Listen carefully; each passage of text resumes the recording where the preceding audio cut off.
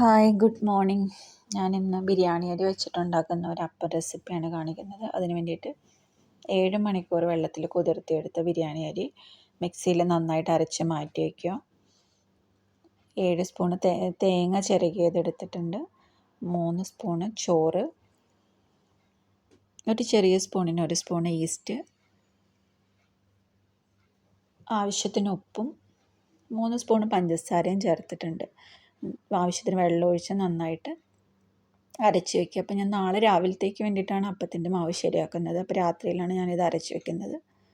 അപ്പോൾ ഈ അരച്ച് വെച്ചത് എല്ലാം കൂടി നമുക്ക് അരി അരച്ച് വെച്ചതിലേക്ക് ചേർത്ത് കൊടുത്ത് നന്നായിട്ട് യോജിപ്പിച്ച് വയ്ക്കാം. അപ്പോൾ രാവിലെ തുറന്നപ്പോൾ ഇതാണ് അവസ്ഥ. അത്യാവശ്യം നന്നായിട്ട് വന്നിട്ടുണ്ട്. അപ്പോൾ ചുട്ട് നോക്കാം. പാലപ്പച്ചട്ടിയിലാണത് ചുട്ട് നോക്കുന്നത്. 2 തവി മാവ് ഒഴിച്ചു കൊടുത്ത് നന്നായിട്ട് ചുറ്റിച്ച് വയ്ക്കുക. അപ്പോൾ ചുറ്റിച്ച് നോക്കിയപ്പോഴത്തേക്ക് അത്യാവശ്യം കുഴികളൊക്കെ വന്നിട്ടുണ്ട്. അതിനർത്ഥം നല്ല സോഫ്റ്റായിട്ട് തന്നെ കിട്ടിയിട്ടുണ്ടെന്നാണ്. അപ്പോൾ നിങ്ങളുടെ അടുത്ത് പച്ചരി ഇല്ലെങ്കിൽ ബിരിയാണി അരി വെച്ചിട്ടാണെങ്കിൽ നമുക്ക് സോഫ്റ്റായിട്ടുള്ള അപ്പം ഉണ്ടാക്കിയെടുക്കാൻ പറ്റും. നന്നായിട്ട് ചുട്ടിട്ട് ഞാൻ നിങ്ങളെ കാണിച്ചു തരാം. അത്യാവശ്യം സോഫ്റ്റായിട്ട് തന്നെ കിട്ടിയിട്ടുണ്ട്. അപ്പോൾ നിങ്ങളും ഉണ്ടാക്കി നോക്കുക. Thank you.